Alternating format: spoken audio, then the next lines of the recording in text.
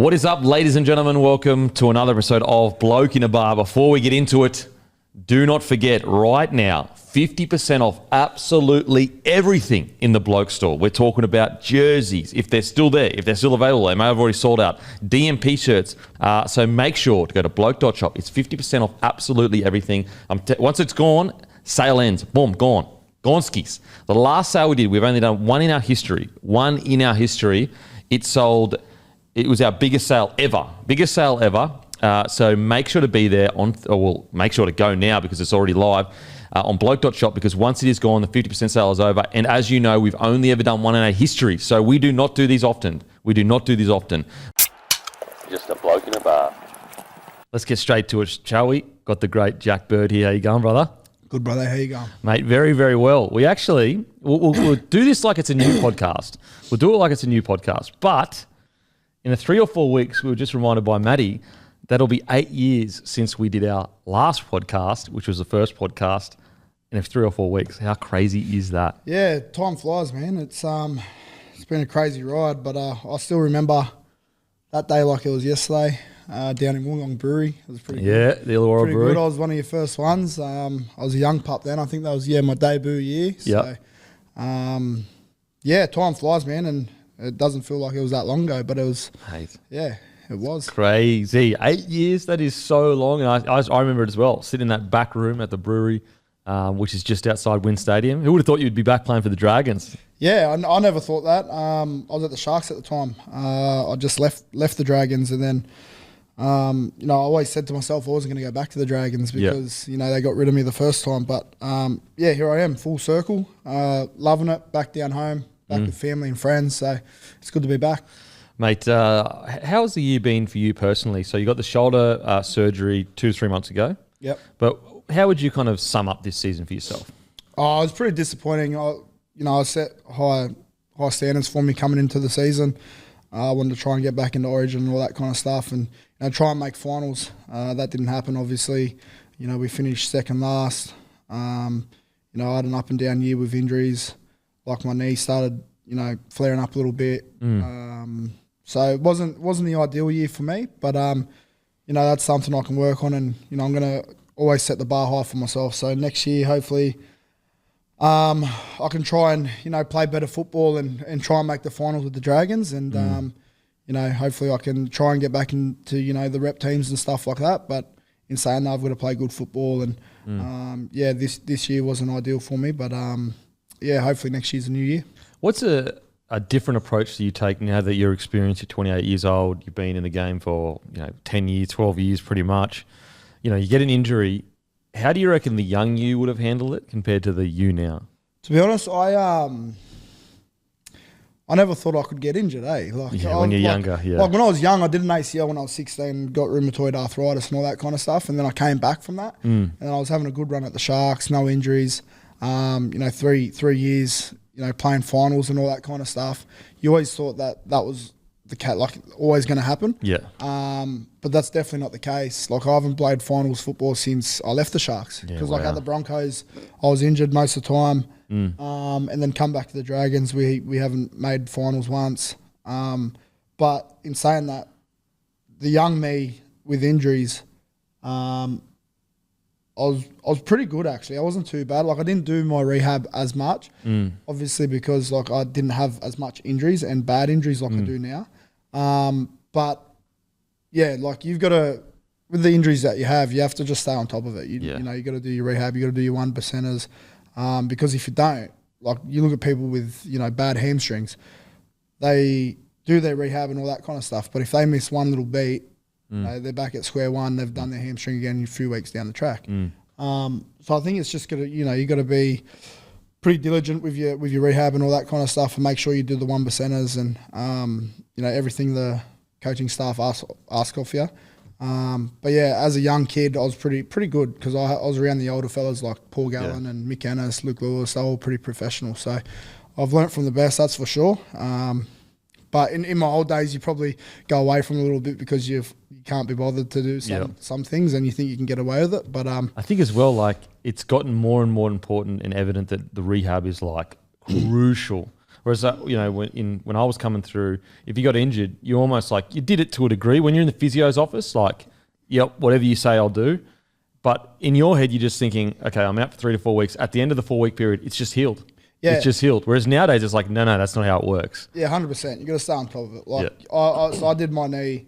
I've done 3 ACLs all up, but like to this day, I still do stuff on my knee. Yeah. Just because like it's not the same as it used to be. So like you still got to do the stuff like band flexors or whatever they're called. I don't know what they're called. I just know what you have to do. Yeah. But like you got to do your squats. You got to do all that kind of stuff. Like I don't really necessarily like squats because my knees aren't that great. Like they're good, but they're like not that good to put 160 kilos on and squat. Yeah. Deep. I don't squat deep. That's probably why I've got skinny legs. But yeah, like you said, after 4 weeks, you think that you're healed, but you just got to keep doing that. In saying that, I've had pretty long injuries. So like, say, shoulder surgeries, knee surgeries. They're all pretty, they're all multiple months of rehab. So like if you've done, a hamstring strain, which is like, I don't know, I've never really done a hamstring, touch wood, but say that's 6 weeks, right? You think that you up to the 6 weeks you're done. Yeah. But yeah, in saying that, you gotta keep on top of it 24/7 and just do little things at a time. That first injury is so strange. That the first time I got a shoulder reconstruction, I'd never been like debilitated to a point where I can't move the shoulder. I've got to sit around. It is a weird like thing in your mind where you feel weak almost, but it's just I don't know how to explain it to people listening, but when you've played sport your whole life and you've pretty much relatively been injury free, that first long injury, it just puts your mind in a real strange space. Like it's just weird. Yeah, it is hard. It's definitely hard. Like mentally, it's tough because you're so used to doing things that you can't do anymore. Like I had this shoulder surgery, nearly 3 months ago, and it wasn't even a ladder J. Like it wasn't a full surgery. It was just a repair. Yeah, and it was like the first 2 nights, man, I couldn't sleep. Yeah. I was sitting on the lounge, like in my arm sling like this, just sitting there, and I was like, "Fuck, how do I sleep? Like I can't sleep. Like I'm trying to lay down with my back down." Couldn't do it. Yeah, well. Went and sat on the lounge with a pillow like in between my arm and whatever. Yeah. Couldn't do it, eh? Like I stayed up till like 6 a.m, bro. And just sat there and I was just popping these pills, like just to like get the pain away and make me sleep because I was tired, but I just couldn't sleep. Yeah. And then 2 days later, like I finally got my first bit of sleep. Like I took it out of the sling and I just felt heaps better with my arm relaxed next to me. Like just like I'm not a back sleeper. Yeah. So I find it real hard to sleep on my back. So I just laid down like that with the pillow next to me and I just felt heaps more comfortable. Yeah. Finally got a bit of sleep. But the first injury, bro, like it's always the hard part. Especially knees as well. Because you can't toss, you can't move. Yeah. So like you want to roll over and flip. Like I love flipping my legs over and like putting pillows between my legs and all that kind of stuff. I'm the same. So like I'm laying on my back with a pillow underneath my leg and all that kind of stuff with like a knee brace on and all this shit. So it's kind of tough. But yeah, you get used to it. Yeah. That's for sure. Being back down in the gong, you loving it or what? Yeah, it's good, man. It's obviously the results aren't going our way. But in saying that, like I do enjoy being back home with my family, my friends, back where I grew up, my junior club. But yeah, in saying that, like we've got a big year coming up this year for sure. Hopefully we can get a few more wins and make the finals, like I said previously. But yeah, enjoying being back home, being back at the club that I started at, and hopefully we can finish strong this year. What was it like growing up in the gong for you? Oh, it's good, man. Like I'm still living in the same suburb I grew up in. I'm back at mum's at the moment, just for the time being, trying to find a house up in the Shire. But I love it. Like Berkeley, no one knows Berkeley. Like you say, they ask where you're from, you say Berkeley. They're like, where's that? Yeah. Dapto? Yeah, I know Dapto. There's Dapto dogs. So I'm like the suburb just before Dapto. Yeah. And then like people that know Berkeley, they look at you different. They think that you're, some housing commission sort of thing. But like that's just where I grew up. Like I love the place. Like I don't see Berkeley as a bad place or like a housing commission place. Like everyone that grew up there knows what it's like. And I still got great mates that are from Berkeley. So yeah, it's God's country down there. But when you're down there for too long, like I've it's the same shit, man. Like, Could be a fish. It's a fishbowl. It's just the same shit, Yeah, bro. yeah. Everyone's doing the same shit they were doing Same, when I you was see the same 12 people. years old. Yeah. So it's just like, Yeah. fuck, like time to grow up, eh? And for yourself, you know, was it always rugby league? Was it other sports? Did you, you know, from a young age, did you really attract yourself to rugby league, or did you just love sport? I love sports, but rugby league was the main. You know, I have an older brother. He's 4 years older. So he was always playing footy at the front with his friends. You know, when I was 4 years old or 3 years old, ever since I could start walking, really, I had a football in my hand, and I just loved it. I always played footy at the front with my brother and his older friends, and when my friends come over, we'd always play footy. You know, I played touch and ice tag and rugby union and all that kind of stuff. Anything to do with an oval football, like a rugby ball. Yeah. Never played soccer or anything like that. Played a bit of baseball, t-ball, all that stuff. But yeah, football, rugby league was my main one, and I always wanted to play football. Like growing up, always wanted to play NRL. Never really had any ambitions to do anything else. Like I never saw myself working. Even though how bad that sounds, like I always just wanted to become a rugby league player, and I've done everything I could to get to that level. But yeah, like I grew up loving football. Like Andrew Johns was my favourite player. I was a Knights fan. But as a kid, I think I had every jersey. Oh, really? I had a Warriors jersey, had a No way. Bulldogs jersey. Yeah. Like my family went for Manly, so like I don't think I had a Manly jersey though, but my brother did. But I had a Warriors one, Bulldogs one, because my pop went for the Doggies. Warriors, I think I got when they made the grand final. So it in 2001, 2. Yeah, like I don't even know, but I had a Warriors jersey. Yeah. But yeah, I just loved footy ever since I was young, man, and it's always what I wanted to do. I was about to say, did you play for Dapto growing up? But Nah, not that. I was a Berkeley boy. Yeah, I was a Berkeley Berkeley. junior, and then I moved over to the western suburbs.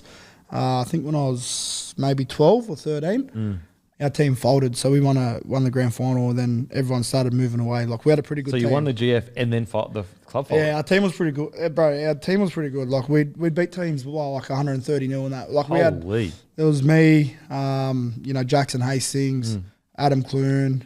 Wow. We had DJ Harris, who was a very good player when he was younger. You know, Ryan James, not Ryan James that played NRL. Yeah. But he was another good young player that was down our way.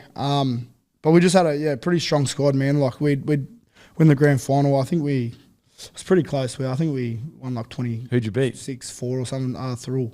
Pretty sure it was Thirul. The Butchers. Yeah, pretty sure it was Thirul, yeah. And then I went over to West and played a year up. And then played there for like 3 or 4 years, and then ended up going into the 20s. And so coming through the ranks, did you make the rep sides or anything like that, or was it? Yeah, I played most of the rep teams. The only one I didn't play, I think, when I was in year 12 or 11, 12, when I did my first ACL. Yeah, okay. And I got sick, so I was out of for nearly 2 years for that. So then I come back and then played an under 18s game for West, and then went into the 20s. When I think I was 17 or 18 I think it was. And then, I made most rep teams though growing up. Like played under 12s PWSA. Yeah. Played schoolboys for New South Wales CHS. So most teams I made, I was pretty say blessed in that way. Yep. But because not many people get to make rep teams, but then all of a sudden, you know, they turn into the young guns now. You know what I mean? Yeah. So it doesn't really matter if you make them teams or not. Like you can still be a great footballer. When you did that first ACL, and then so you did your first ACL. What like as a young kid, like so you're 16. What's your headspace like? What are you thinking? Like, well, I was playing Ostag. I filled in for my cousin. I wasn't even supposed to play. And I was in Harold Matts at the time, or SG Ball. And like I went to do a step and I spun and my leg just stayed there.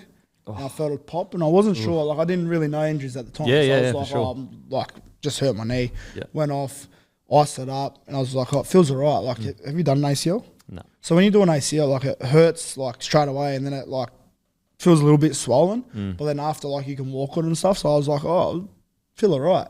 So I went back on there, played on the wing, and I was like, oh, it does hurt a little bit. So I like just went off again. And then I didn't get it checked out because the next day I felt okay. So like 2 weeks later I was playing, or 1 week later I was playing touch football at school in the courtyard, like in the basketball court. And someone did a grubber and I went to go get the ball and stop, and my leg hyperextended. And I was like, fuck, there's something going on here, eh? Like my knee's no good. So I went and got the physio, went and saw the physio after school. I was checking it out and I was like, oh, we're going to have to get a scan. It looks like you've done your ACL. Oh, my God. And I remember I was sitting there, I was like, oh, if I've done my ACL, I'm just going to keep playing. Like, I'm not going to get surgery. I'll just play. And they're like, mate, you can't do that. I was like, I'll be able to do it, but like, I'll just do it. Didn't know the extent of the injury. And then, then I had to get ACL surgery. Then, a few months later, I got sick with the arthritis. And then, I was out for 19 months of football. And then, like, I'm still on the injections to this day. I still take Enbrel, which is an injection I take every week, and take folic acid and methotrexate, which is a tablet that goes with the needle. So so you do your ACL. How long into the ACL recovery did you get? Like 2-3 months. So like my elbows and wrists started seizing up. So like I just thought it was from the crutches because of like walking around. Yeah, walking around that. And I was like, fuck, what's going on here? And then like I was going to the physio, getting physio on them. They thought I had tennis elbow. Then my fingers started seizing up. And then like say this water bottle was brand new, I wouldn't be able to open it. Oh, really? Because like it was like twisting my wrist. Yeah. So like that would hurt. Then I went over to America and saw a doctor over there with my old man. So at this stage, everything's hurting, and the advice you're getting from doctors here is like, oh, you'll be right. Like I was getting tests and stuff, and it wasn't coming up. Yeah. So nothing. Like we didn't know what was going on. And then I went over to America. Oh, sorry. So I did my right ACL, and then the left knee blew up like a balloon. And then I went and saw a doctor, and he took fluid out of it and tested it. Come back with rheumatoid. So I started getting on the injections then, and then my parents, they like stress out about me all the time. So they were ringing up, not ringing up, they were looking up places in America, like really good places. How to cure like rheumatoid arthritis and all this kind of stuff. And there's not a cure, but like you can maintain it if you get on top of it quick enough. So me and my old man went over to Sacramento, I think it was, and saw a doctor over there. We went over there for 2 weeks, and like I'm not sure if that helped me or if the injections helped me. Like I'm still on the injections to this day, and I'm pretty good. So, we tried everything. Went over there, and then I got told from the rheumatologist down in Wollongong, that's still my rheumatologist. He told me that there's a chance of me not playing footy ever again. Yeah. So like knowing me as a young kid, like even when I did my ACL, I was like, they're saying I've got to get surgery. I was like, no, I'm gonna play. So when he told me that, I was like, nah, fuck, I'm gonna be back. Like I'm gonna play football again. Like not gonna not make me play football. You know what I mean? Yeah. And then I was pretty blessed that I got on top of it pretty quick, and then came back. So 19 months out of footy with that, and then went over to Sacramento with my old man. Did a few different things. It was weird. Like it's hard to explain. It wasn't like any medication involved. It was like a little black box with like a little fucking electric box sort of thing. You'd put it on there, put your finger on there, zap yourself, swap it over, zap it. So it was like, different, bro. It was like alternative medicine or something. Yeah, it was weird. It was like, but then again, I don't know if that fixed me or not. I don't know. Okay. You never know. You just don't know. But yeah, like I only had the arthritis in my elbows, wrists, and fingers, and a little bit in my neck. Like I never got in my knees, which is strange. So it never attacked my knees. Where everyone now says, "Oh, I've got bad knees because of my arthritis." Like it never went to my knees. Yeah. Okay. So like I never had it in my lower limbs. I always had it in my wrists, fingers, and elbows mainly. Yeah. So yeah, like my knees might have a little bit of arthritis in it now because of all the ACLs I've had. Yeah. With no cartilage and stuff, but that I don't think it's rheumatoid. It's probably osteoarthritis. So how does that kind of the arthritis sickness happen? Is it just a natural reaction in your body to something? Is it just was always going to happen? You don't know? Not sure, man. Like, probably hereditary. Like my nan had it really bad. Okay. And like I'm not blaming my nan, but like I probably got it from her. Yeah. Like it was probably along the family line. Yeah, for sure. Genetic. Because like if you're gonna get it, you've always had it. You know what I mean? Okay. Like something had to trigger it. Yeah, okay. It's not something you catch. I don't think so. No, I don't think like so. if you can catch arthritis, and everyone would have it. Yeah. I'll just go and cough on someone. And give it to them. No, I wouldn't wish arthritis upon anyone. It's a pretty bad disease to have. A lot of people struggle a lot more than what I do, so I'm pretty blessed in that way that that I get to play football and play sport and do the things that I love, because most people that have arthritis, rheumatoid, like they can't get out of bed some days, man. I remember when I was young, I couldn't get out of bed. Like I didn't go to school barely because I couldn't, like I was embarrassed. Like I was like 83 kilo probably at the time.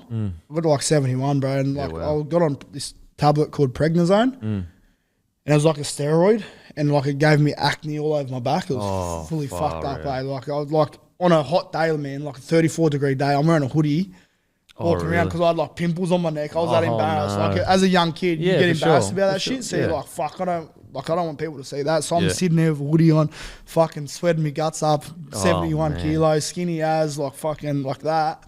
And I'm just walking around thinking, fuck, don't even want to be out here. I was just embarrassed, man. So the 19 months that you're out, how did you deal with that mentally? Because I'm sure there would have been periods during that where you're like, all right, I'm going to try to go back, and then you couldn't go back, or?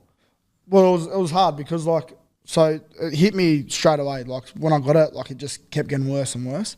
So like it delayed my rehab with my knee. So that's probably why I was out for so long. Okay. Because like I couldn't do the rehab on my knee because like I said, I couldn't walk. Yeah. I could walk, but I just didn't have energy to get out of bed. Like couldn't do anything with my arms.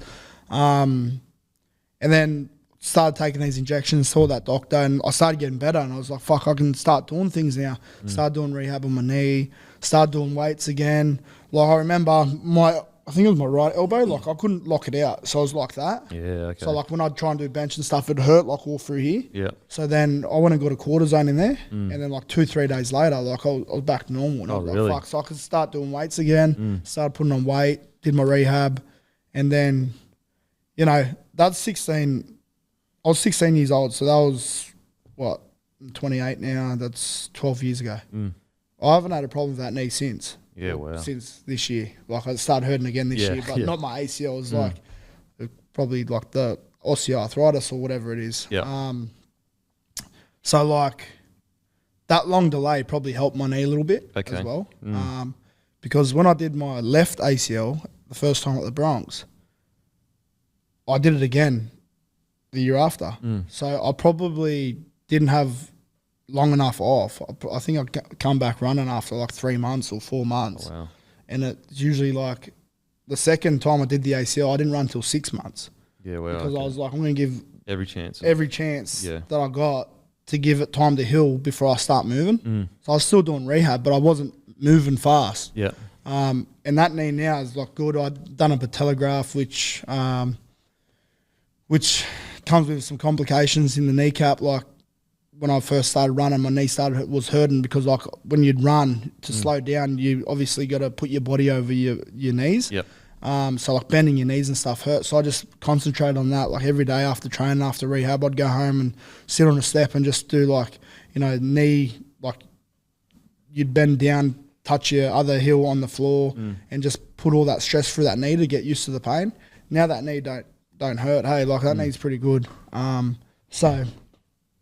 But mentally wise, like as a 16-year-old, when I did that knee, like it was tough. Yeah. Especially getting told like you're not gonna be able to play footy and all that kind of stuff. I was a pretty confident kid, so I was always like, nah, like I'm gonna do what you say I can't do. Yeah. You know what I mean? So what was your first few matches like back blowing?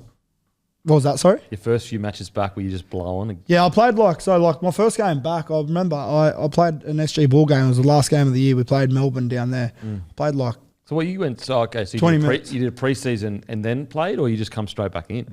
No, so I came... so I missed the first year of SG ball, so I was only 17. SG ball was 18s. Yep. So missed the first year and then missed like half of the year... leading in. So like SG ball, I think there's only like 10 games or whatever. So there was like 9 games or some shit. So I missed most of that and then came in the last game, played Melbourne, like that was like a trial match for me just to see how my knee goes. Yeah. Played like half a game or 20 minutes or whatever it was. And then the week after I played for West in the 18s. And then the week after that played a second grade game for West. Yep. And then after that went into the 20s. Yeah, so okay. like I can't really remember what my lungs were like back there. I was probably a little bit more fitter than what I am now. How did you get back into the system so quickly? Were they just I was contracted with the Dragons.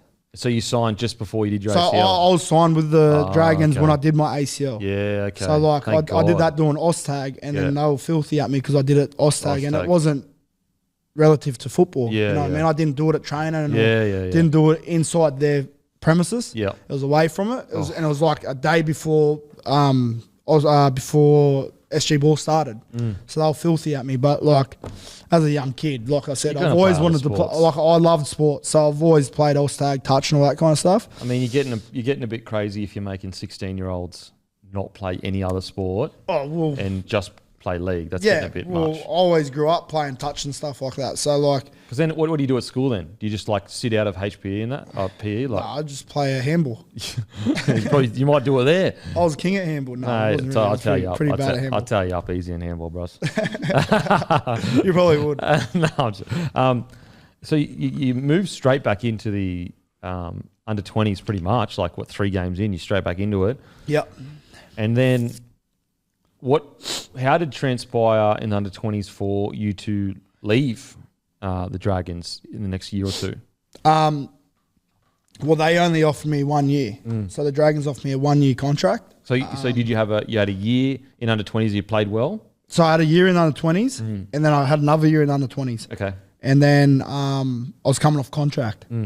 And they, because of all my arthritis and my knee, like they didn't know how I was going to go. Like they thought that I could not play footy again, or like don't know how my body's going to hold up. Yep. So they offered me a 1 year contract, and I was like, I think like I had no security behind me. Like, what if I got injured again or whatever? Yeah. Then I've got nothing as a young kid. I was like, I need 2 years. They wouldn't offer me 2 years. So I was like, I feel like I'm a bit worth more than that. Like I feel like I can play first grade to start with, and I feel like I need more of a chance to get my body right. Yeah. And they only offered me 1 year, so they didn't really have the confidence in me to get to where I could get to. So I met up with the Bulldogs. Des Hasler was there at the time, and I wanted to play centre. So I think they had Tim Laffey and I think J-Moz maybe playing centres there. So I was like, oh, fuck, I'm not going to go there and play first grade. Like they've got good centres. Yep. And then the Sharks, my manager was talking to the Sharks, and then they asked if they wanted to catch up. So I caught up with Flano, and then I felt like they got wooden spoon the year before in 2014, I think it was. And sorry, just for listeners for context, at this stage, you're a New South Wales under 20s player and a junior kangaroo. Yeah. So for the context of people going, 1 year, that doesn't sound too unreasonable. It's like, well, we're dealing with a guy that's currently in the under 20s New South Wales side that touted Queensland up and played in the junior Kangaroos. Yeah, looking for against New Zealand, Yep. We lost that game though. The junior Kangaroos one? Yeah, we lost that, yeah. But like just for context of where you were at in regards to standard kind of thing. Yeah. And so I met up with Flano, and then like I was playing back row at the time in the 20s, so like I was kind of going there to play back row as well. But I was like, fuck, they've got Luke Lewis and Wade Graham there. Yeah. So I was thinking one day, and I was like, I think I rang Flano and said, listen, hey mate, and as a young kid, you're nervous talking to the first grade coach. Yeah. So hey mate, I'm just ringing up to see if it's all right if I can train at centre. Like I want to try myself at centre. Like I feel like if I play back row, I'm not going to get a spot because you've got 2 good back rows there. It was like the same case at the Bulldogs. And then he's like, yeah, mate, no worries. And then they had Gerard Bill and Ricky Latelli playing centre. So like two older fellas that, done their time in first grade and stuff. So I was like, I had to compete for that. And I wasn't going to get a start. So first game, I was 18th man. Oh, sorry. So you decided to sign with them because you felt you could play centre? No, I felt like I could play first grade. First grade. Okay. So I wanted to play first grade because Dragons also said that they didn't see if they could see a spot in the first grade team for me. Yeah, okay. But So I whereas was Flano said, we'll give you a crack somewhere. Well, like fair opportunity. well, I just felt like because they like no disrespect, but they lost. They won the wooden spoon, so I was like, I've more of a chance going there. I see what you mean. And like I can maybe play a position there. You know what I mean? Yep. So I was trying to look after So you myself. signed a 2-year deal? Signed a 2-year deal, and then 18th man first game. Sorry, just to go back, I'm jumping around a bit. Had you done a full preseason with first grade yet, or you just been under Did 20s? a full preseason in 2014 with the Dragons. Okay. And then First one with the Sharks. first time with the Sharks in like 2014, going into 2015. Yep. And then What was it like rolling in to see guys like Gallen, Luke Lewis in a preseason? yeah, it was good, man. But like I was nervous, like I said, I was a pretty confident kid. But like when my first few weeks at the Sharks, I was like got kind of homesick. I was like, fuck, I don't even know if I want to be here. Like Oh, I really? asked Flano if I could go back to the Dragons and that. Did you? Yeah, I was like, oh, can I go back to the Dragons? Like, give it a chance, mate. Blah, blah, blah. Because I was nervous. Like, I didn't know Walk us anyone. through how that- As a young kid, I was like, I don't know anyone. I only knew Val Holmes because I played Aussie schoolboy, not schoolboys, Aussie team with him. And then he wasn't at training at the time. So it was just all the older fellas. And I was like, you know, when you're a young kid, no one you don't talks want to to you. talk. Yeah. But no one talks to you. And so they're you're old like, school I feel too. out of place. So walk us through, okay, so you've gone for a few weeks. How does the conversation, do you go up to Flano in his office? How do you go? No, and we're speak to him? training at Barden Ridge, I'm pretty sure. Yeah. Like away from the thing. And then I went up to him and said, I don't want to be here. Like he sent me home. He sent me home for a week. He goes, go home, think about it, come back. Went back, bro, and I loved every minute. I was like, fuck. Like, I just felt like, not that I was a spoilt kid. It was just that like I just got homesick, and like as a young kid moving up to Cronulla and stuff like that, you're like away from your family and friends, whatever. I still lived at home. Yeah. Like I wasn't away from for that long. It was more just a comfort zone. I was just out of my comfort zone, and I was more of a comfort zone person. Yeah. Now I love it. I love being out of comfort zones. Like it makes you who you are. But he sent me home for a week, come back, and then Did like he when the say whole anything? team started coming back, like I think like Louis and all that, and they all started coming back. And then Val wasn't there at the time because I don't know where he was, but he came back, and then I started feeling at home more. And then Louis took me under his wing, became real good mates with Louis, became real close with him. Started loving every minute of it. Like I was like, thank fuck I didn't leave. Like I'm so happy that I'm here. Did any of the boys chat to you about it, or did Flano chat to you about it at all after? Like, did he say anything to you that made you go, you know what, like I'll give it To be honest, I can't really remember. Yeah. Like he might have got Gowda give me a call maybe because he was the captain. Yeah. But I can't really remember, to be honest. Yeah. But like once all the older boys started coming back, I just felt more comfortable. It seems the timing seems quite coincidental that Luke Louis took you under his wing when you came back. It seems to me like they might have said, Louis, you need to fucking speak to this young fella. Yeah, maybe, I don't know, but he I don't think he was training at the time when I did like leave. Yep. Because that's so important for a senior player to take a younger fella under his wing. Yeah. It helps so much. Yeah, he was really good for me. Like Groover was You can't get much better than Groover. Nah, as well. Groove was good, man. Yeah. He like I'm still pretty close with him to this day. I used to stay at his house and that. Like to think that you stayed at someone's house like Luke Lewis's, pretty crazy. And then I was going to move to Cronulla actually. In the back of Paul Gallen's house, he had a granny flat.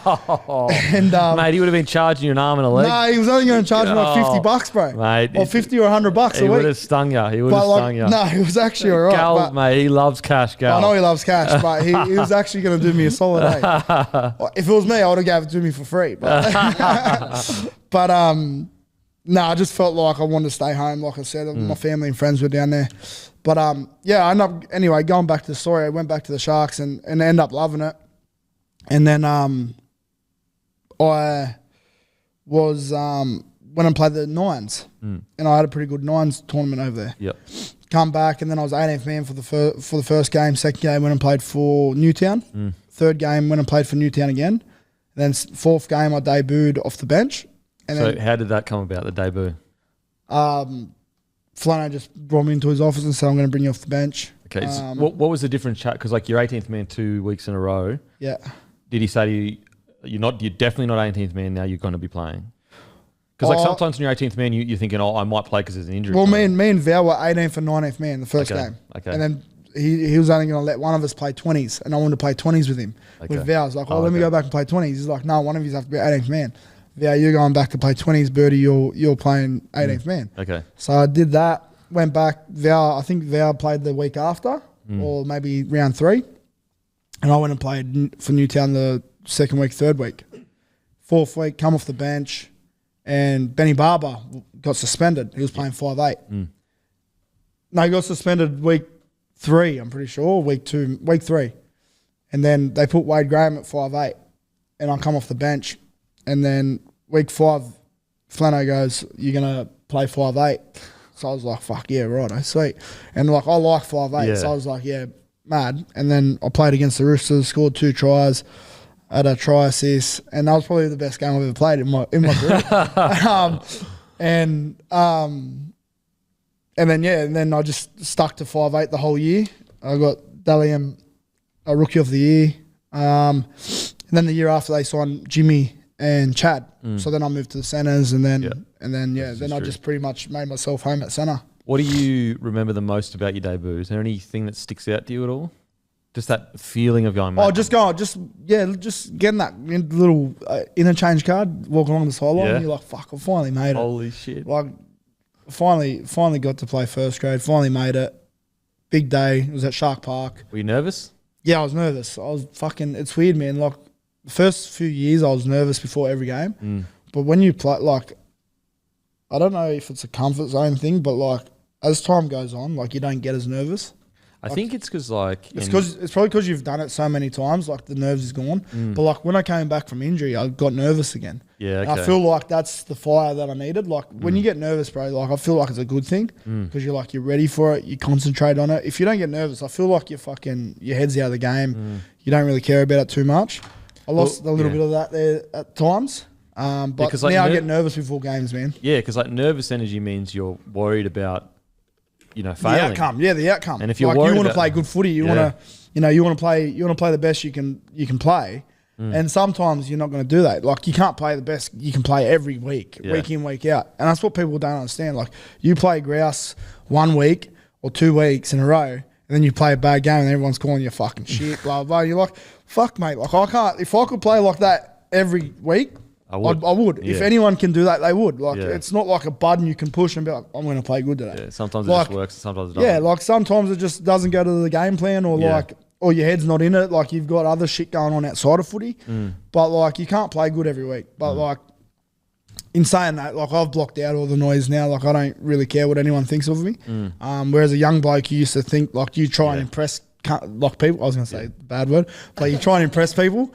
Now, like I couldn't really be bothered, man. Like I know what I'm capable of doing. I know what I can achieve, and I know what I can do. So like, if I don't do it, I know that I haven't done it, but I know I can do it. So it's just like as long as I'm happy with myself, like that's all that matters to me, man. Like and making my family and friends proud, like that's all that matters to me now. Yeah. And so, did you remember anything on the field? Like, for example, my first hit up, I was like, oh, it's not actually as crazy as I thought it was going to be. I think my first run, I got lifted on my head, from, what's that little hooker that used to play for him? Friend? Friend, yeah. Yeah, Friend. Yeah, wow. I think put you on your head. Yeah, I think he lifted me up, yeah. I think it was my first run, or it might have been my second run. And Dave Taylor was playing then, so he was a big He's boy. So big. But did you feel like, oh, like the contact they're not as strong as I thought they'd be, or this isn't as fast as I thought it would be? It's fast. It's fast, man. But like, I don't reckon they don't feel as strong as I imagined them to be. Bro, I feel like even though they're still strong. Like third grade playing down Wollongong would be like because it's so slow. Because they're always out there trying to hurt you. Yeah, trying to hurt you and that. So like they're probably like trying to hurt you more. Like first grade, it's more like technique and all that kind of stuff. You're not trying to put massive shots on all the time. Yeah.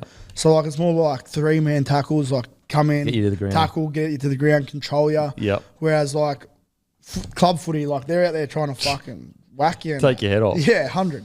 Okay, so first year you win Dalian Hooker. Dalian Hooker. Yeah. Hooker. Rookie. Yeah, Hooker. Dalian rookie.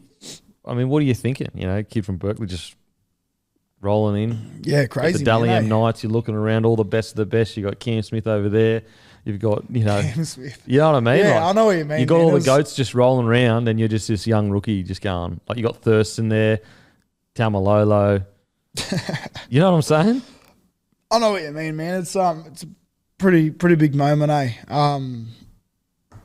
It's some pretty esteemed players on that Rookie of the Year. Yeah, there is 100% there is. You know, it's fortunate that I got it.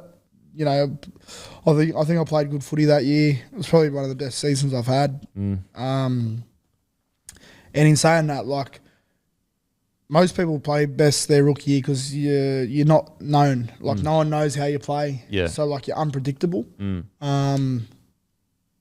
But, yeah, like, it was a big moment. Like, obviously winning that set the benchmark to what I want to achieve in football. The year after, I won the grand final at centre at 21 years of age. Yeah. You know what I mean? And, like, you always think you're going to play finals, like I said before. You always think you're going to be in them semi-finals and all that kind of stuff. But that's not the case. Like, you got to be pretty fortunate to make the finals, and you can't, you know, you can't take it for granted because it might not never happen again. Like, I'm pretty lucky I won a grand final at 21 because who knows if I'm going to ever win another one. Yeah. You know what I mean? Like, look at Nathan Highmarsh's stuff. Yeah. Never won one. Look at Paul Gallen. Like, he won one his last year. Yeah. Or second last year. Crazy. So, like, and he played for 20 odd years, man. It's just crazy that I won it in my second year. Yeah.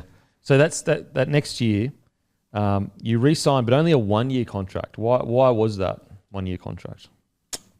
You just won Dally M Rookie of the Year. You would have been getting offers from. Yeah, I don't know, eh? To be honest, I wish I signed for 10 years. Because like Rookie of the Year, you would have at least had some offers that are 2 to 3 years from other clubs. Yeah. Especially at number 6. number I signed a 2 year at the Sharks and then played that 1 year. Then I got an upgrade the second year. So you extended. And then I just extended for 1 more year. Yeah. And then, don't know why it was only 1 year.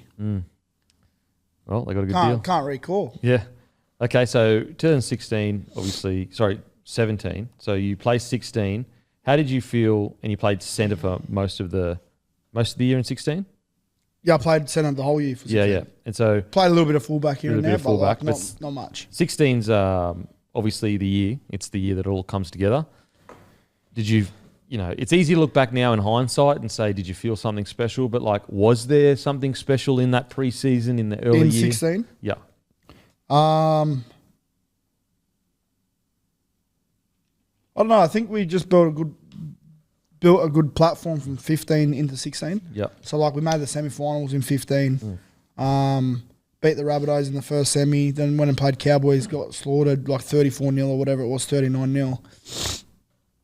And then I think we just built what we knew what we could do. So we just took from 2015 on to 2016 and built from that. And I think first game we played Cowboys up there in 16, we lost like 14-12 or something like that. And then the second game we won, third game we lost. Then fourth game we just went on a win streak. Like we won 17 or 18 in a row, 17 in a row. Yeah. Or 16 and a half. And we drew. So like we just, I feel like as a team then we're real close. Like, and I say it to this day, like if you're close off the field in like not saying like party wise or anything like that. I'm saying like you have a day off and you're catching up with 10 of the boys for a coffee or a feed. Yeah. Then you're going to be close at training. You're going to be close on the field. You're going to have each other's backs. Like you're going to trust each other. I feel like that's what we had. We just had a massive culture, like a mad culture at the Sharks. And like it wasn't just the young boys. It was like a mix of us. Like it was old boys, young boys, reserve graders. Like we're all just so close. And that's what I think made us successful in 2016. Yeah, just that close. Because like when you're on the field, if you have that close knit, that's the 1%ers. It's like not wanting to let your mate down. Like everyone trains as hard as each other. Everyone's essentially as strong as each other. There's no team that you play where you go, wow, like they're extra strong or they're extra fit. But yeah, it's definitely tight knit group. So before we get to the grand final though, you make your debut for New South Wales. Do you remember how you got the call and how that all come about? Yeah, so I was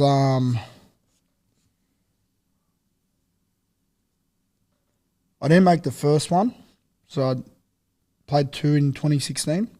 First one didn't play. Second one, I was 18th man. And I was like when you're 18th man or Do you remember the call though to come into camp? no, I can't. Can't remember it. Can't remember. But I think they just told. I think Flano told me. So you're gonna make it this year, mate, kind of thing. Or I was just you going in the camp. Yeah, okay. Or Gow told me. Someone like that told me. Do you remember I'm pretty walking sure. into camp at all, or like a team meeting or something where you're going, holy shit? Well, not really. Like it was up in where's the big banana? Coffs Harbour. Yeah. It was up there, and like I just remember being around like all the players that you'd never think that you'd be playing with. You know what I mean? And like you always have drink ups and that your first night and stuff, and they're like, I think Fergo and stuff were in there, and they were trying to make me drink red wine, and I wasn't real much of a red wine. I did like red wine, but I wasn't much of a red wine drinker. Yeah. And I got fucking poleaxed and I was like, fuck. And then like I went off red wine for like 4 years, bro. I was like, really? Yeah, like I didn't drink it anymore, and then like, I love red wine now. Yeah, I was only, I think I was, so like when you're 18 for 19th man and stuff, you go in there for a few days, and if you've got a game coming up, like for your club, you can go back and play and train. So like, I think Jamos was playing centre, and Dylan Walker was on the bench, and I think Jamos done his hamstring. So then it was out of me and Bryce Cartwright that were going to debut. Yeah. And then Laurie said that I was going to debut. And then D-Walks went into the centres, and I come onto the bench. And like I was legit about to go home, like to go train and stuff like that, and get ready to play for the Sharks. Yeah. And I was like, fuck, this is like I was keen to go home because I was like I wanted to go and play and the experience in the camp was hectic. Yeah. But like I was ready to go and get ready to play for the Sharks. Yep. And then I got called in, and I was like, fuck yeah, this is hectic, eh? Like, who would have thought like 2 years in that I was going to play Origin, win a comp. Well, I didn't win a comp by then, but like play Origin, and then get to play with all these players that I never thought I'd play football with. Yeah. Like considering 2 years ago I was sick, probably wasn't going to play footy again. Yeah, for sure. And then 2 or 3 years later I'm playing Origin. Like, it was just insane. Yeah, it was a hectic ride, man. Like I played 5 games, ended up playing 5 games, 2 in 16, 3 in 17, and then well, I feel like when I moved to the Bronx, there was someone put a curse on me or something. I don't know. I just had a bad run of injuries, and pretty unfortunate. But I mean, that's how it goes. That's football for you. Part of footy. But do you remember the debut? Like sitting on the bench, looking up, realizing like I'm in an Origin match. Oh well, like I think I only played like 10 minutes the first one. Like, and Mate, 10 minutes more than any of us have played. But I was sitting there like freezing my ass off. I was like with the jacket on. I was like, fuck.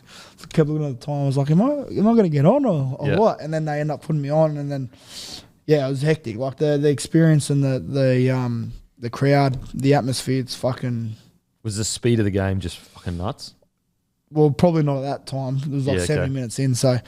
Like it was still fast and it's still aggressive and all that kind of stuff. But yeah, man, it was just like you've played in a few big games. Like when you're in that atmosphere, like you just try and block out all the noise, and like you hear the crowd and all that kind of stuff when someone makes a good run or a good tackle or whatever. But yeah, man, it was just a dream come true. Like I was a young kid and just got to do what I always wanted to do, and I finally did it. And what's your favourite Origin moment that you had in those 5 games? Well, I don't know, eh? What sprung to mind first when I said that? What was the first thing you thought of? Honestly, I don't even know. There was I made a break once, dummied Thurston, and That's went fucking through. Sick. And I nearly scored, but Darbs stopped me. Darbs stopped you? I think it was Darbs. Yeah, Darbs. I think he was playing fullback at the time. He stopped me. Him and Oatsy. So that would 2017. It was at the year. And there was another one where Jimmy pushed Corey Parker, and then remember when Woods jumped over? Woodsy. Yeah. Oh, okay. So you were part of that. Yeah, I was there. I was there then. Like that was pretty funny. Yeah. But yeah, like I was. I mean, just being able to say you drew a dummy to Thurston in the Origin arena, like that's a. I know. Well, I was lucky enough to play with Thurston. I played the Indigenous All Stars. Yeah. And GI. Like those two players, like I grew up watching, and I never thought that I was going to get the chance to play with them. Yeah. Like got the chance to play against them, but to play with them, I was like, fuck. It's the best. It's crazy, eh? Far out in the Origin. So, and you did you get a game up in Suncorp? Yep. What was that like for you? Just it was good. It was good because it was like the banner from the fans. Like obviously, I'm on the sideline. It's you go up and down the sideline warming up. Like the fans are just giving it to you. So it's just like there's something special about a packed out Suncorp Stadium. Yeah, it was just especially in Origin. I don't know. I wish I got to do it a little bit more at the Bronx, but I just didn't really get the chance to do it. But no, it was Suncorp's a different beast, eh? Like I love that stadium. It's the atmosphere there is fucking insane. You know, Queenslanders, they love their football.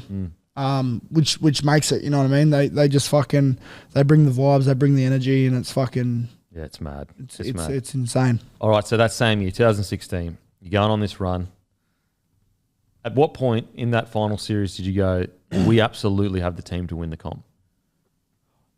It's funny, man. At the start of the year, I had to go do a promo for the Premiership, like the trophy. Yeah, okay, yeah. And I swear to God, I'm not even making this shit up. When I picked it up, I was like, fuck, we're going to win it this year. I swear to God, I said that. Really? I said that. I swear on my life. Wow. I'm not even lying. Like, I wouldn't lie. I wouldn't lie about that. I mean, like, it's a pointless lie. But, like, I honestly said that. Okay. And when we went on that run, like, we started losing a few games, but I felt like we needed to lose a few games to understand the game. And, like, if you go in with a massive run, like, you're probably overconfident. Yeah. So you go in with a few losses. And you're also, like, almost sometimes waiting for the loss, like, oh, is this going to be the time? Yeah, well, we drew with the Titans. They weren't going too well. Yeah, exactly. And we drew like 17 all or 16 all or some shit.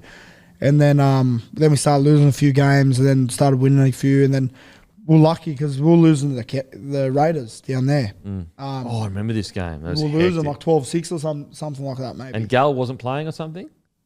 I think Gal might have been out for this game. Anyway. I think Wade was out. Yeah, one of you play anyway. I think Wade was out. Yeah. And it might have been Gal. I can't remember. Yeah. But we ended up winning like 13-12 or 14-12 or something. So we were pretty lucky with that. This was the Ennis. Yeah, then Ennis clapping like that. Clap to the crowd. Yep. And then so we were pretty lucky to get away with that. And then we had the week off. Then we played the Cowboys and we Dunstan.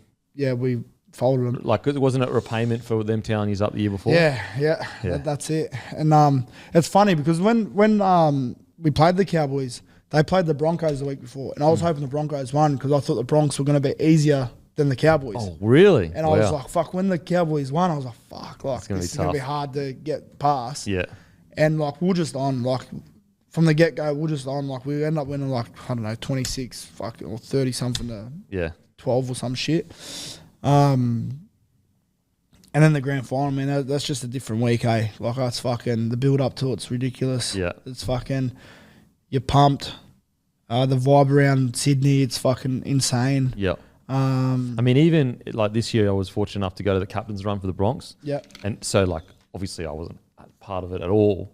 But it just, even in that captain's run, there was just this feel of, like, this year's huge. Like, it's just so big. Yeah, it's massive, man. It's a hectic week. And it's something that, you know, you want to be a part of it again. Like I want to feel that feeling again. Yeah.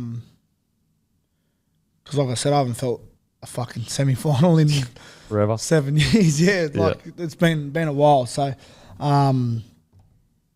but yeah, the lead up to it, man, it's crazy. Do you remember? Especially when you win, bro, it's fucking... Oh, mate, I can only imagine. It's the best day. Can you remember any of the video sessions that you had in regards, not specifically, but was there any targets that you really did a lot of video on, like Smithy, Slater, or fucking Crom? Oh, not really. Like, every time we played Melbourne, like, we'd always try and target Smithy. Yep. Because he's in the middle, he does so much for him. Like, if you watch it, like, our outside backs would always get our set started. So, like, me, VR, Ricky Latelli, Barber, Fecky, like, we'd all just go down the middle and try and target Gas him out. Smitty. So I always just tried running at him because, like, he was an animal, like, he was a robot. Yeah. Fucking, he's like never tired. He wouldn't stop. So you just keep running at him, try and burn him out, and then if you take him out of the game, man, like, structure and everything's out. You know what I mean? So we just tried targeting him. And like the same as when we played Cowboys, like we'd always try and target Taumalolo because he was such a massive ball runner for him. Yeah. Like if you target him in attack and get him tight in defense, he's fucked to run. You know what I mean? So like you just got to focus on those kind of things. So like Smitty was a big one for us. And we were pretty lucky that Slater didn't play. He was out. But they also had Munster, who's a fucking animal. Yeah. At the back. I mean, was it Widdop, Cronk, Munster? No, Smith? they had Green. Green. Okay, so Green. Still not a bad spine. Green, Cronk, and Smith and Munster. So it's still fucking gun. Top notch. Yeah. So what do you remember about when you ran on the field or what's the biggest memory from that before the siren goes and you've won? Because, I mean, we all know that big ending. What was initially the biggest memory for you? And also, I'd love to hear you tore your right... Yeah, right elbow, yeah. Right elbow? The ligaments? Ligaments, yeah. What minute did that happen? I think like the 18th or 20th. So it was really early. Do you remember I was having a pretty quiet game up until that point. Yeah. Like I was wasn't getting involved. And that happened and I was like, fuck. I was like, I think I broke my arm. Because I felt it snap. The replay was hectic. So like when it snapped, like I felt it like tear or something. And I was like, fuck, that hurt. Like, and I was like walking back. I was like, fuck. The trainer come out. He's like, oh, do you want to come off? I was like, nah, mate, no. Like, just strap it up. Strap her up, yeah. Strapped it up, and then like half time, I went and needled it.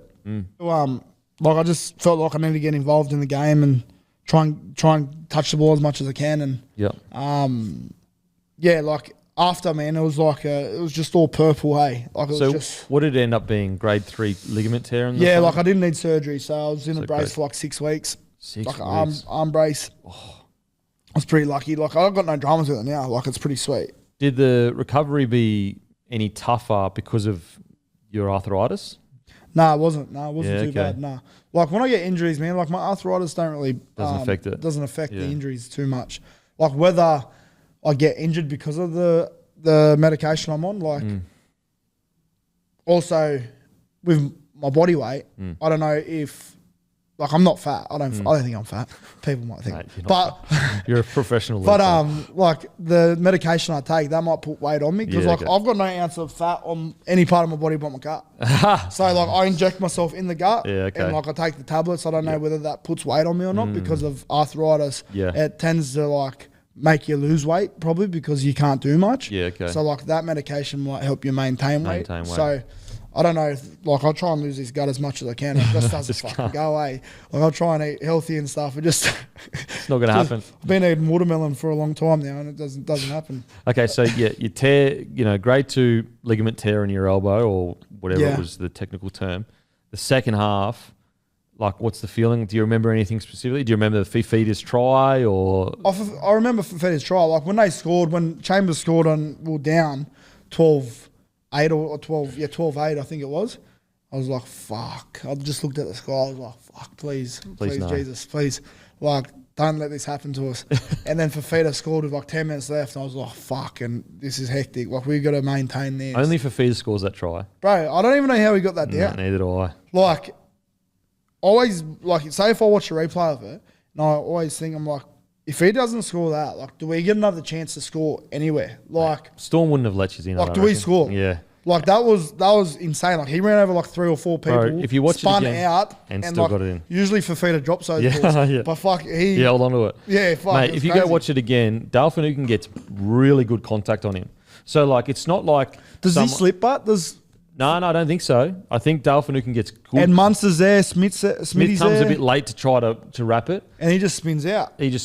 But if you watch it, like Finucane gets good contact, but so like a lot of the times when a try like that scored, it's because the defender's being lazy or he's got like he didn't tie in or he didn't make good contact. Like, well, Fifita's a big boy. Exactly. He got good contact. It was just Fifita was so big. He's a big boy, man. And that year he was on. Like he was on. Oh mate. Like he was a fuck. His grand final performance. He was the best front runner in the comp that year. So okay. So he scores that try. What are you thinking then? Just going to maintain the lead. Yeah. Like Melbourne can come back out of nowhere. You know what I mean? Like they're one of the best teams for a reason. And when they made that, like that minute to go, and they made that. Yeah. So walk us through that last few minutes. I was that nervous. Like I'm playing right centre. I'm running over to the left, running back over to the right, and then I thought who's there? Who's that? Is it Hampton? Yeah, Hampton would have been off the bench for him. Yeah. So like he stepped back in, and I went to like tackle him, and I kind of got him up high. Yeah. And like I didn't. It wasn't high, but like he stepped into it, and like I grabbed him like here, and then he offloaded it, and then I thought they were going to score in the corner. I was like, fuck, please not. And then Cora Beatty got tackled, and I was like, fuck, and thank God for that. But if had you practiced for moments like that? Yeah, we with Flano, we always do like 13v7, like defense scenarios, as in like we'll do a dropout game and there's 7 defenders versus 13 attackers. Yeah. And like it's just scramble. Like Yeah. they're passing the ball around because they've got overlaps, and you got to scramble. You got to fill in the gaps.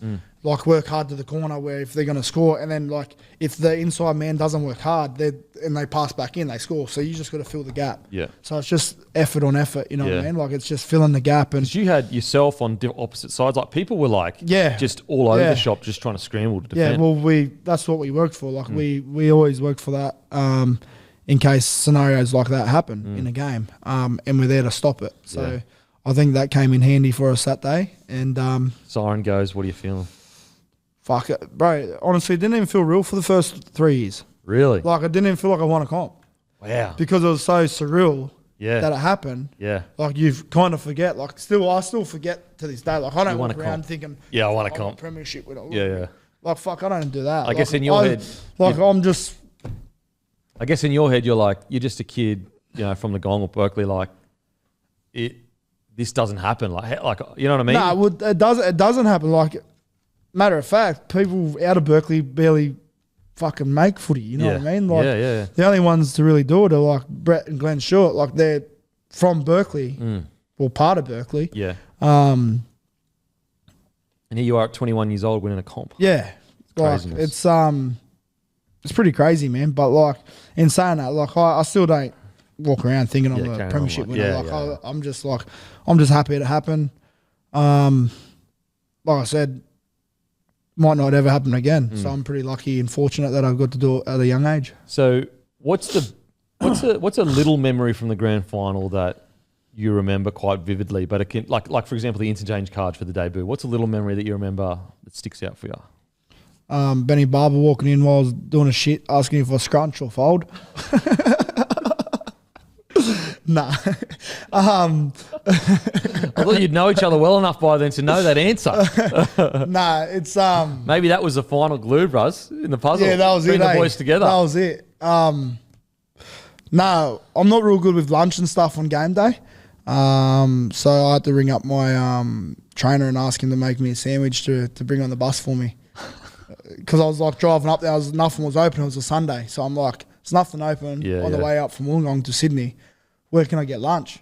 He's like, oh, get you a ham and cheese sandwich or some shit like that. I was like, yeah, sweet. And you're already nervous as probably. Yeah. Yeah. Wow. Okay, so siren goes. Well, it was just crazy party. Was it like? It was pretty tame, bro. To win a grand final was pretty tame day. Like we didn't went you back. Go skits at North? Didn't you go back to the park at like 4 a.m? As in we went back to the Shark footy Park? field. No, we went back to the club and footy field that night, and the stadium was full. Yeah. And we're just up on the grandstand, having a few drinks, whatever. Went back to the club with our family and friends, and then I went home that night and stayed at one of the boys' houses. Like I wanted to have a big day the day Next after. day, yeah. So I went back down the club in the morning. A few of the boys had a big night, and looking like absolute dog shit. Yeah, and I was feeling fresh. And then we went to Northies, and that was fucking packed. Northies looked off its head. We were like surf crowding. Yeah, I seen the videos all crowd surfing. Sorry. Yeah. And I had my ring on my pinky, and it was like a bit loose because I wouldn't fit in it. And like I was crowd surfing, and it nearly come off, bro. And I'm fucking holding it like this, like in my hand. Like I'm like, fuck, bro. Like put me down. I had to go back in. I just fucking had to never did that again. Could you imagine? Because didn't Dylan Walker lose his ring in the ocean? Yeah. Oh, my God. I mean, so you win the comp. 2017 rolls around. You play nines. You also play. This would have been your first Indigenous All Stars game. Yep. I guess how proud were you to be able to play in that team and the people that you did play with? Yeah, obviously it's a big milestone. Like I was saying before, I got to play with Thurston and GI and, you know, players that are great players now like Latrell and all that kind of stuff. So, Trelly Mitt. yeah, big Trell Mitt. So, yeah, I was pretty fortunate enough to get to play with players like that. And, like, I don't know too much about my culture. Yeah. Like, I'm not massively into it. Like, my nan and my nan's brother knew a little bit more about it than I do. Yeah. And they passed away like 4 or 5 years ago. Yeah. So, like, I didn't really get to learn about it. Well, there's actually a lot of, you know, Indigenous people that don't know their history. Yeah. Because it was intentionally removed. Yeah. Like being passed down. Yeah. So it's very hard to. It's kind of hard. Yeah, And for the people that did know are now gone. Yeah. So, like, I didn't really get to Experience it all. experience or ask the questions that I need to ask. Well, even Dral Yaya, he said, even him, like going into camp, he was just really didn't know that much about it. Yeah. You know, because it's not like they go to school and there's all these textbooks written about their culture. It's, you know, orally passed down by the grandparents because everything that happened. So, yeah. Anyway, apologies. Yeah, but yeah, that was a massive year, man. Like, it's I was privileged to play with those type of players, and yeah, it was good. Mate, it would have been so fun. The Indigenous boys together, fuck, would have been a laugh. Yeah, it was up in Newey, so it wasn't like, and we're a little bit out of Newcastle. Like, Yeah. we're staying at So the boys would have been close then. we're staying at like where the Knights train. I Where don't they train. know. I don't know. I don't know. Yeah. Okay, so 2017, you signed the big contract with the Broncos. How did it come about? Why the Broncos? You know, why not stay at the Sharkies? How did that all come about? To be honest, I did want to stay at the Sharks. Like, we went over and done the World Cup challenge, and I spoke to Flano before we went and asked, like, let's get the deal sorted before we get back or when we get back. And it just took too long. Like, it was like 2 or 3 months later we started talking, like dollars. And it wasn't really the money for me. Like, I could have went elsewhere for bigger money than the Broncos. For me, it was to be coached by Wayne. Yeah. And to get out of my comfort zone. Because I was at the Sharks and living in Wollongong, I wanted to get out of Sydney and experience it a little bit more and just find myself. And Wayne was a big factor for that. You know, I wasn't like, I didn't get to play my best football up there or play as much as I'd like to or anyone else liked me to. But, you know, it made me who I am today. Like, I'm grateful for most things now, where as a young kid, sometimes you get ungrateful for things. It made me who I am. Like, you know, I'm a different person to what I was when I first went there. Yeah. But, yeah, then Wayne got sacked. Did you have any other offers when you did sign with Broncos? Yeah, I had like 3 or 4 other clubs. Yeah. Was there anyone else that you were leaning kind of towards or not? Broncos seemed to be. Knights and Para. Yeah, okay. So those 2 clubs. And the Knights were probably in the hot seat because the fella that signed me, Darren Mooney, he was at the Sharks. He signed me at the Sharks. Okay. And then he went to the Knights. So, like, me and him had a good relationship. So I was going to go up there with him. But yeah, like I said, I just went to the Bronx because it was out of my comfort zone. Wayne was there, and Wayne, in fact, signed me as a young kid at the Dragons. Oh, really? Okay, So- 2010 makes So sense. I was like, okay, well, I want to be coached by Wayne, and never really got to get coached by Wayne because I was injured. And then he got sacked, and Siebes come over. So, sorry, just quickly, there's a huge drama when you arrived that you apparently had an existing shoulder injury. What was that drama? Like, was it all beat up? So like I had I hurt my sternum, so I had sternum surgery as well. And I don't know if you've ever had a sternum injury. When you hurt it and you give it time to rest, you feel like it's gone. Sweet. Yep, and then it comes back straight. And then when you get hit again, you're fucked. Yeah.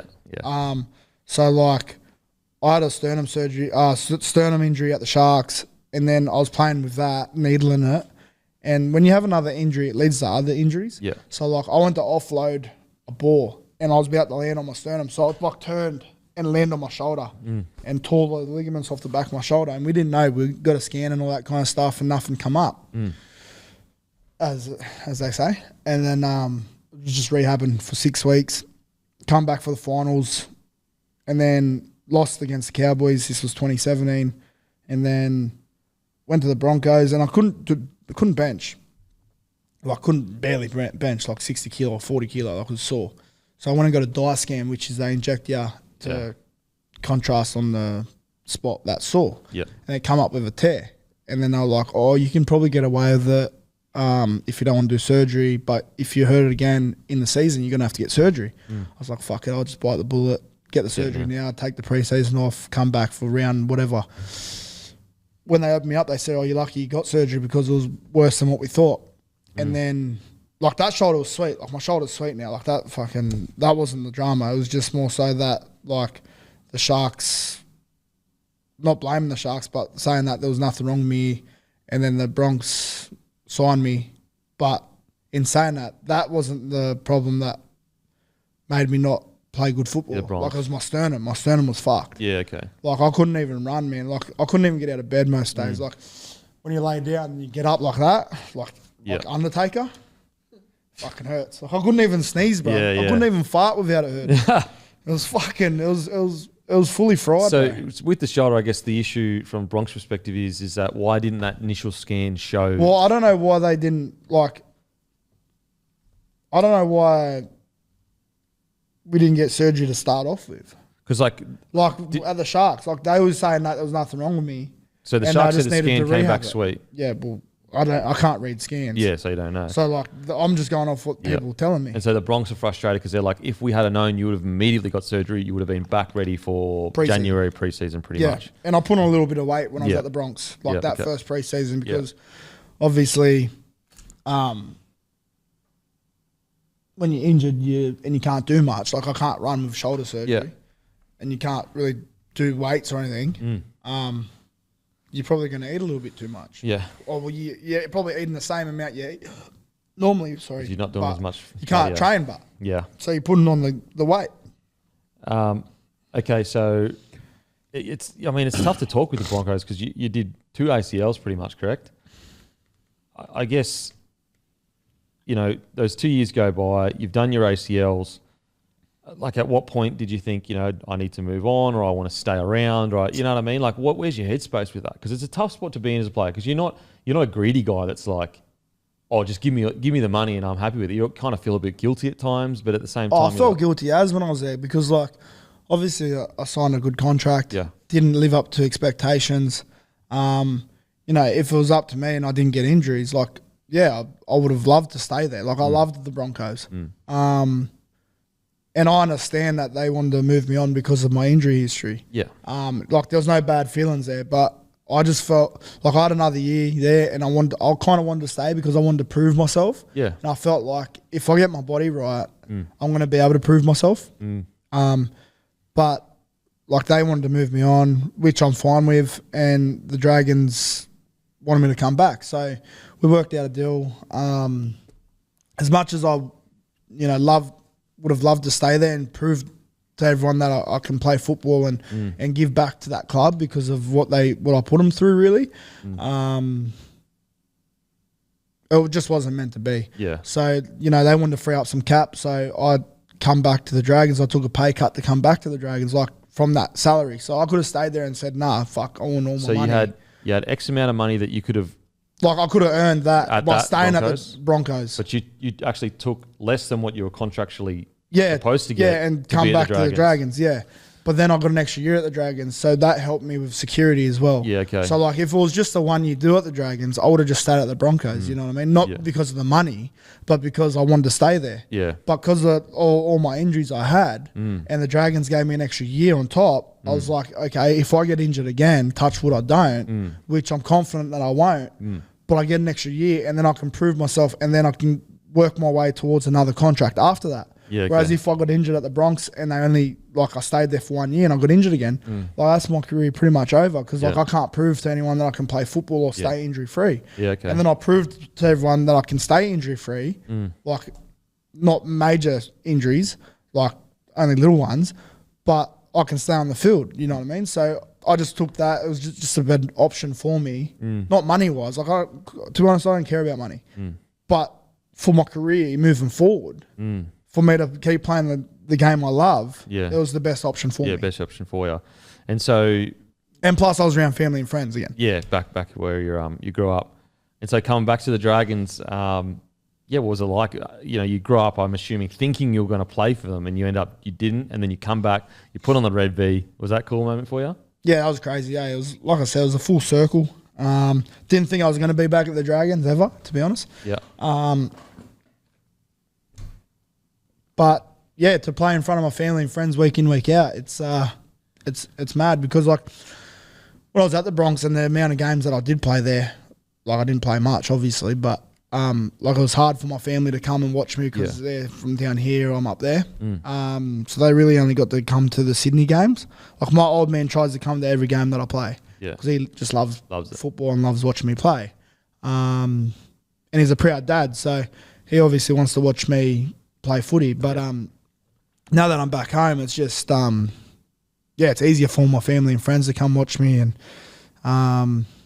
you have a bad game or whatever, you can go back to your friends and family and mourn over that. But I mean, to put the red V on in a first grade game, NRL game, it was crazy. It was good. It was good.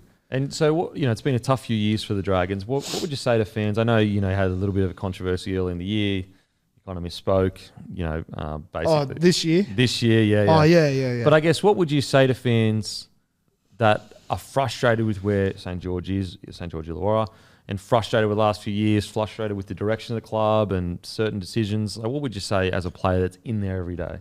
Yeah, like, obviously those comments got taken out of proportion. Like, it wasn't like me attacking the fans at all. Like, I know without the fans, there's no game. Yeah. Right? So it wasn't, like, obviously we're frustrated as well because we're not getting wins, not making finals. But I understand their frustration because, like, they want to win as much as we do. Like, they live and breathe football, same as us. Yeah. But the only thing I was doing was just trying to protect my coach. Yeah. Wasn't in any way or form attacking the fans. It may have looked like that, but it definitely wasn't. And maybe my comments did come off a little bit salty, like I probably shouldn't have said that stuff. It seemed to me what you were trying to say is you were trying to say, we're working our asses off, bashing our bodies, we're doing everything we can. And it's sometimes when the fans are really frustrated, it feels like the fans don't know how hard you're trying. Like, you're trying to make it work. Yeah, like we train every day. Like, it's not like we go there and drink piccolos and just chill out and just do nothing. Like, we train to try and get ourselves better and make our team better. And we're frustrated as much as they are not winning games. Like I said, I haven't made a semi-final in 6-7 years. Yeah. All I want to do is play semi-final football again. So hopefully this year Flano brings a different, ingredient that we can get there. Yeah. But like, you can understand their frustration. I can understand their frustrations and I can understand them getting angry at me for what I said. But it wasn't like that. Honestly, it wasn't like that. And like I said, I try and block everything out now. Like, if fans come at me or whatever, like, I just it's water off a duck's back to me because like I can understand fans' frustration for sure. Like, I totally get it, especially now that I'm outside of the bubble of league.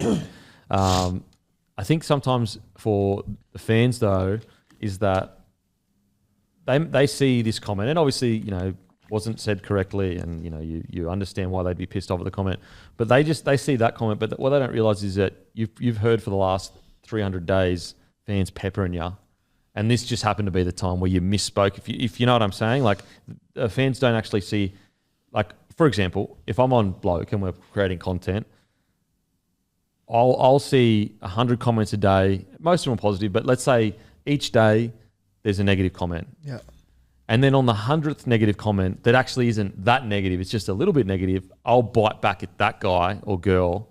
Oh, you still bite at them? I don't anymore, but I bite back at that guy or girl and they're like, what the hell, bro? Like, it wasn't even that negative. But what they don't understand is this is actually coming from a place of there was 100 comments before you over the last month that has just been building.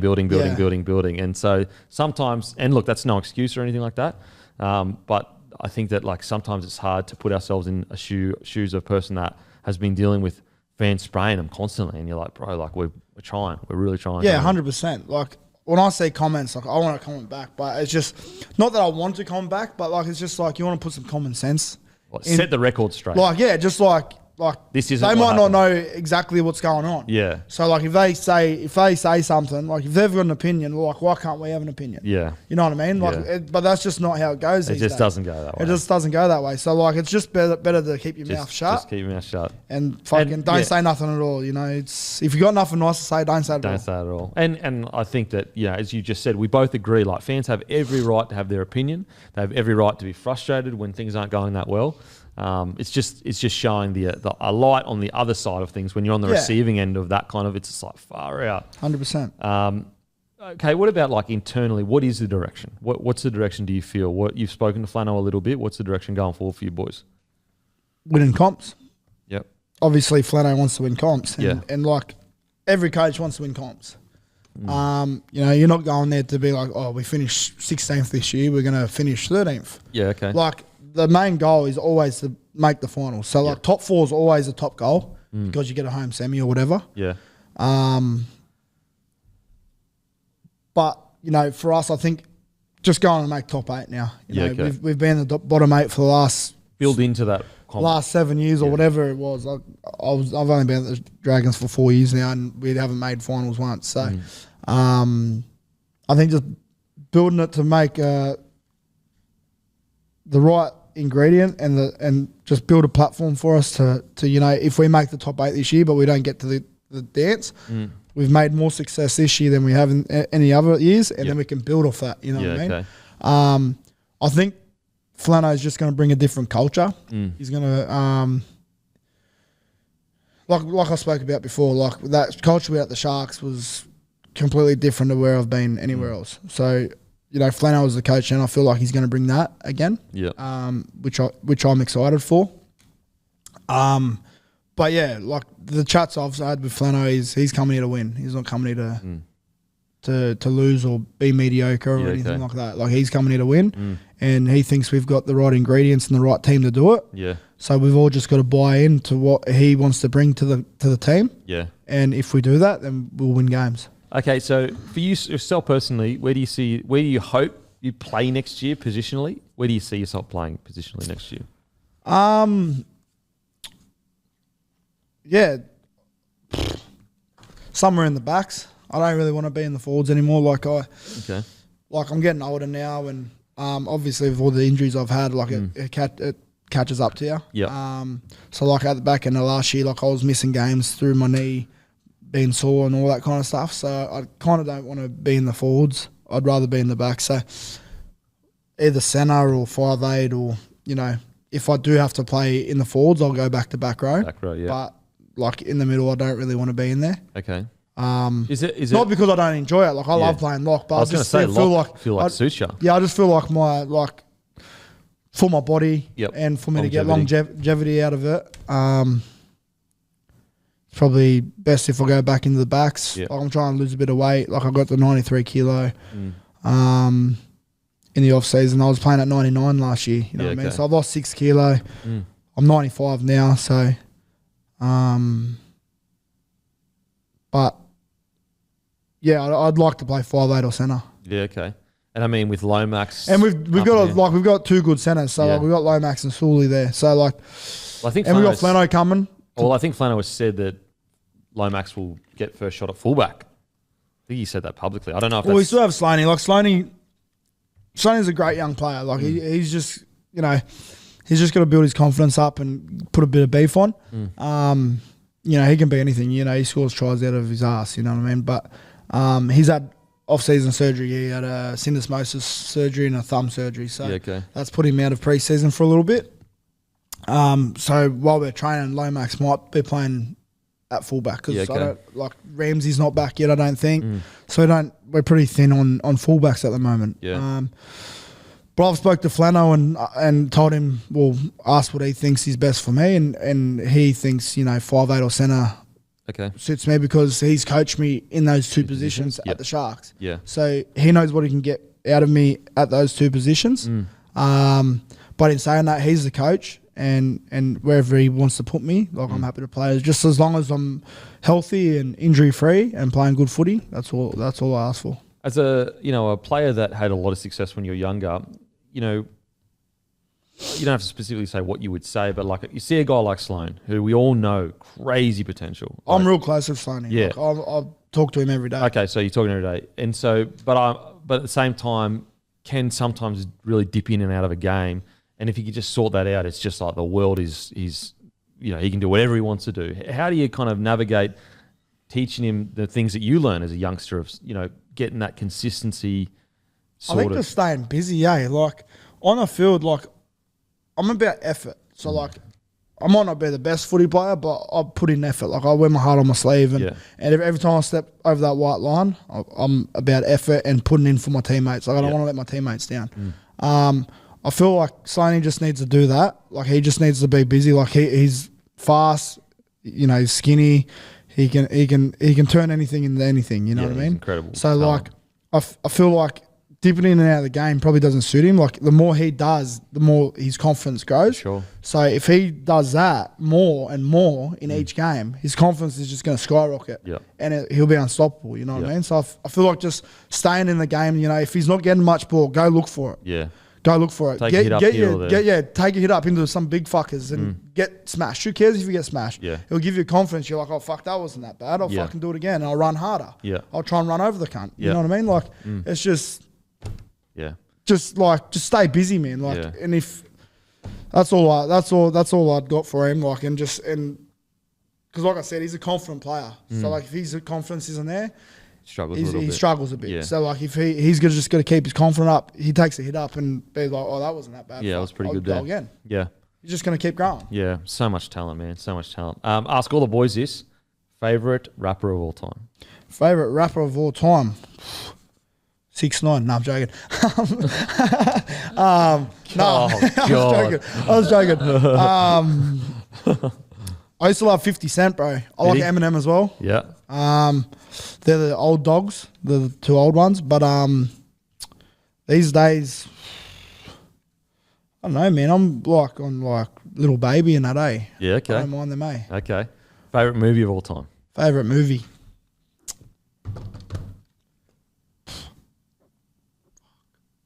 I've watched that many, man. I'm going to say The Equalizer or something. The Equalizer. Did you watch number 3 recently? Yeah, I watched all of them, He's mad. Denzel Washington's Denzel's the man. He's the GOAT. He's the GOAT. It's probably not my favourite. It's just... They come to mind. I like Denzel. Okay, yeah, he's a GOAT to me. Absolute GOAT. Brother, thank you so much for coming on. Really do appreciate it. And I really do hope the boys bounce back this year. I really do. Thanks, brother. I appreciate it. Boom.